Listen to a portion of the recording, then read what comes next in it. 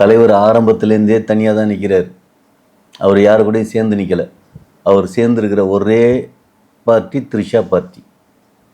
ஆமாம், த்ரிஷாவோட பார்ட்டி இல்லை, Trisha party. Trisha party. Party PARTY is it? ஏங்க பார்ட்டின்னு சொல்லி நீங்க போயிருக்கீங்க பப்புக்கெல்லாம். நீங்க பாத்தீங்களா? நீங்க பாத்தீங்களா? பாத்தீங்களாண்ணா? எல்லாம் ஆடுவாங்க, நல்லா ஆடுவாங்க தெரியுமா? நான் போனதை நீங்க பாத்தீங்களா? ஹலோ, நீங்க போனீங்களான்னு எனக்கு தெரியுமா? நீங்க போனீங்களான்னா என்னை கூட்டிட்டு போய் காட்டுங்க.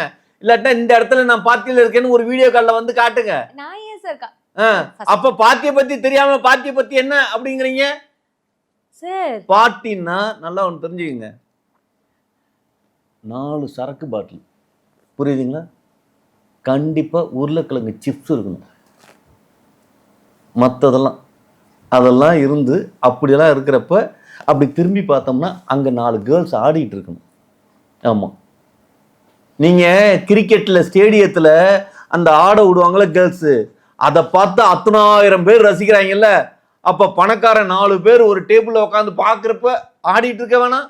அதுக்காக தான் அந்த 4 கேர்ள்ஸ்.